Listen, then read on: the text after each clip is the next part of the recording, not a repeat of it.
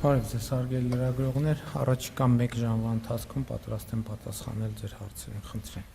Հարգելի լրագրողներ, քանի որ այսօր ներկայացումը լրագրողների պատշաճ շատ է, ես խնդրում եմ եւս մեկ անգամ մեկական հարց ուղղել, որպեսզի հասնենք բոլորի հարցերին հնչյունին։ Շնորհակալություն եւ առաջի հարցը լիազոր։ Պարոն Փաշինյան, հրապարակվեցին թվեր պարգևավճարների հետ կապված եւ այսպես ասած ցնցում առաջացավ շարքային քաղաքացիների մոտ։ Ես ուզում եմ հարցնել դուք ինքներդ ձեզ որքան պարգևավճար եք տվել ամանորին, խոսքը 13-րդ աշխատավարձի մասին չէ, եւ արդյոք այն թվերը, որ պետական բյուջեից հատկացվել են պարգևատրման ֆոնդին, նախարարներին, փոխնախարարներին, վարչության պետերին եւ բաժնի պետերին, որովհետեւ շարքային աշխատողները կարծես թե չեն ստացել եւ այդպիսի բողոքներ հնչում են։ Արդյոք նրանց աշխատանքը այնքան հույժ կարևոր եւ պետության համար այդքան կարևոր աշխատանք են կատարել, որ օրինակ թոշակառուները չպետք է թոշակները բարձրանա, շարքային աշխատողները պետք է հարկ վճարեն, որպեսզի գնա պետական բյուջե եւ այդ գումարները վատնվեն այս կերպ։ Շնորհակալ եմ հարցի համար։ Դուք գիտեք եւ մենք դրա մասին մի քանի անգամ խոսել ենք պետական մարմինների աշխատողների համաժողովում, կառավարության նիստում հարցը զեկուցվել է եւ ներդրվել է կատարողականի հիման վրա վարձատրության նոր համակարգ, այսինքն ներդրվել է նոր ինստիտուտ։ Այդ ինստիտուտի ներդրումը ունի մի քանի նպատակներ։ Այդ նպատակներից առաջինը կառավարության գործունեությունը եւ նրա ծրագրի իրականացումը դարձնել առավել արդյունավետ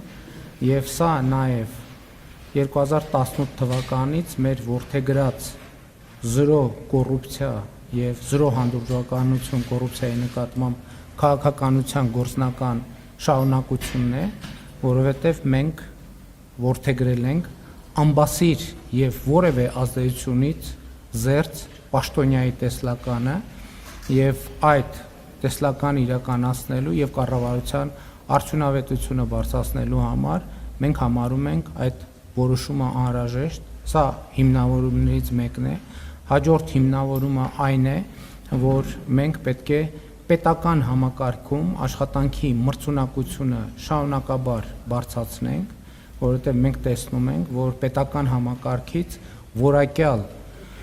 աշխատողների արտահոսք կա դեպի մասնավոր հատված եւ ընդհակառակը մասնավոր հատվածից նույնիսկ բարձրաստիճան աշխատանքների հրավիրելիս մարդիկ օբյեկտիվ պատճառներով կամ սուբյեկտիվ պատճառներով չեն կարողանում ընդունել առաջարկը, ինչքան էլ ուզում են, որովհետեւ օրինակ մարդիկ կան, որ այլ տեղերում հաջող կարիերա են անում եւ երբ որ մենք նրանց հրավիրում ենք աշխատանքի, նրանք բերում են շատ բարձ հիմնավորում։ Նրանք ասում են, այո, մենք ուզում ենք մեր պետությանը ծառայել, բայց այս ընթացքում մենք ստանձնել ենք ֆինանսական պարտավորություններ, որը մեր ընթացիկ աշխատանքի հետ լիարժեք, համարժեք եւ համապատասխան է, եւ մենք օբյեկտիվորեն չենք կարող այդ որոշումը ընդունել, այսինքն տեղափոխվել աշխատանքի պետական համակարգում։ Հաջորդ հիմնավորումը այն է, որ մենք վերջին շրջանում նկատում ենք միտումներ, որ պետական բարձրաստիճան պաշտոնյաները որոշակիորեն իրենց իրավունքները պաշտպանելու առումով խնդիրներ են ունենում, ինչու, որովհետև հատկապես ապատեղեկատվության պայմաններում շատ պաշտոնյաներ կամ պարզապես չեն կարողանում իրենց իրավունքները դատական կարգով պաշտպանել, որովհետև ունեն ֆինանսական սահմանափակումներ եւ մենք դեպքեր ունենք, երբ որ մարդիկ իրենց պարզ իրավունքները պաշտպանելու համար ճիշտ է դատարանի որոշումներով հասել են լուծումների, բայց ասենք 1 միլիոն, 1.5 միլիոն դրամ գումար են ծախսել, բայց դատարանները նրանց փոխհատուցել են դատական ծախսերի ընդամենը 10 կամ 20%-ը, մյուս կողմից մենք տեսնում ենք միտումներ, երբ որ հայտնի շրջանակները բազմամիլիոն դրամանոց հայցերի դրամների հայցեր են ներկայացնում պետական պաշտոնյաների դեմ եւ ըստ էության մենք դա գնահատում ենք որպես պետական համակարգը կաթվածահար անելու հիբրիդային սպառնալիք, որովհետեւ ինչքան էլ կտևի այդ դատական գործերը, այնուամենայնիվ անհրաժեշտ է իրավական պաշտպանություն, իսկ իրավական պաշտպանության համար անհրաժեշտ են ծախսեր եւ այլն, եւ այդպես շարունակ, եւ հաջորդ գործոնը, որը պակաս կարևոր չեմ համարում, հետեւյալն է, որ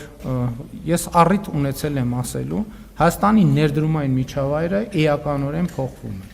Շատ էականորեն է փոխվում եւ Հայաստանի Հանրապետություն հոսելու են մեծ ներդրումներ եւ մեծ մրցակցություն է առաջանալու Հայաստանի Հանրապետությունում իրականացնելու ներդրումային ծրագրեր եւ այս առումով մեր գնահատականն այն է, որ կոռուպցիոն ռիսկերը էականորեն կարող են մեծանալ եւ մենք այդ թվում պետական պաշտոնյաներին եւ պետական համակարգը պետք է կարողանանք պաշտպանել կոռուպցիոն ռիսկերից։ Հաջորդ կարևոր գործոնն այն է, որ մենք ռազմավարություն ենք որդեգրել, որ Հայաստանի Հանրապետությունում կրթվելը եւ կրթությունը պետք է դառնա ապրելակերպ, կենսակերպ եւ մենք պետական պաշտոնյաներին ըստ էության պարտադրում ենք, որ նրանք շարունակաբար իրենց մասնագիտական որակավորումները կրթությունը բարձրացնելու ուղղությամբ աշխատեն,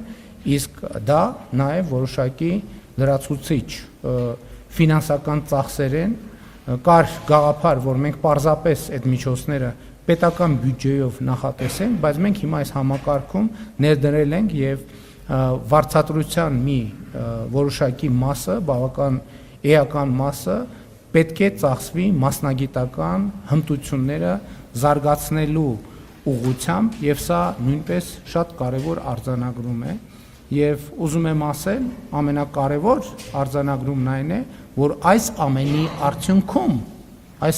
արդյունքում պետական կառավարման համակարգի աշխատանքը պիտի դառնա եւ դառնում է ավելի արդյունավետ եւ պետական կառավարման համակարգի արդյունավետության առաջնային շահառուները թոշակառուներն են, սոցիալական խոցելի խավերը, որոնք, ինչպես տեսնում եք, շատ երկար ժամանակ ցածր եւ ծրարով աշխատավարձ ստանալու պայմաններում այնպես չի, որ շատ բան փոխվել է։ Այս օրինակ մեր ընդդիմության ներկայացուցիչները, ովքեր ժամանակին եղել են իշխանություն եւ դա արձանագրված է բազմաթիվ քրեական գործերով, այդ թվում երկրի ղեկավարի ընտանիքի անդամից ծրարով աշխատավարձ են ստանալիս եղել։ Եվ դա կոռուպցիոն երևույթ է։ Մյուս կողմից մնացած բոլոր հիմնավորումները ես կարծում եմ, որ այո, այդ որոշումը անհրաժեշտ էր կայացնել, այդ թվում պետությունը եւ պետական ինստիտուտները ուժեղացնելու մեր ռազմավարության շրջանակներում, ինչ վերաբերվում է ինձ, նախկինում ես այդ համակարգից երբեք չեմ օգտվել, բայց սա այն դեպքն է, երբ որ մենք ինստիտուցիոնալ համակարգ ենք ներդնում եւ սա, եթե նախկինում եղել է այդ ամենը վարչապետի որոշմամբ, հիմա մենք ներդրում ենք մի համակարգ, որը առաջին պիլոտային շրջանը անցնելուց հետո պետք է այդ թվում օրենսդրական ամրագրում ստանա եւ այս դեպքում մենք խոսում ենք պետական ինստիտուտի կայացման մասին, հետեւաբար պետական ինստիտուտը եւ պետական ինստիտուտը պետք է իր տրամաբանությամբ գործի եւ բրգաձև այդ տրամաբանությունը պետքա գործի։ Հաջորդ գործոնն այն է, որ այս համակարգը թույլ է տալու, որպեսզի պետական համակարգում աշխատողների նկատմամբ ցուցաբերվի անհատական վերաբերմունք եւ այդ թվում գերատեսչությունների ղեկավարները աշխատանքը եւ ժամանակը առավել արդյունավետ կառավարելու հնարավորություն ունենան, առավել արդյունավետ աշխատողներին կարողանան խրախուսել պատշաճ ձևով եւ պակաս արդյունավետ աշխատողներին չխրախուսեն կամ խրախուսեն իրենց աշխատանքի համապատասխան։ Ներողություն, այսինքն ճիշտ հասկանալ, որ ինչ որ ես ասացի, ներողություն, մի րոպե սպասեք, իմ պատասխանը տեսագրվեց, ձայնագրվեց, նորից կլսեք, ես ինքս ինձ չեմ պարգևատրել պետական որոշման շրջանակներում ես ամսական, եթե չեմ սխալվում, 1.5 միլիոն դրամի չափով վարձատրության ավելացում եմ ունեցել։ Այդ համակարգով 1.5 միլիոն դրամի վարձատրություն եմ ստացել։ Հաջորդ հարցը Աննա Զախարյանը։ Ուրեմն մեր պետական պաշտոնյաների հայտարարագրման համակարգը այսօր նախատեսում է ոչ միայն եկամուտների, այլև ծախսերի հայտարարագրում եւ հետեւաբար պետական բարձրաստիճան պաշտոնյաների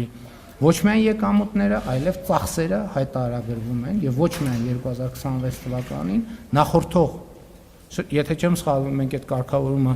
2022 թվականից ենք ընդունել, 2022 կարգավորումը ընդունելուց հետո պետական պաշտոնյաների այդ թվում որոշակի ծախսերը հայտարարագրվում են եւ ամեն ինչ թափանցիկ է եւ հրապարակային։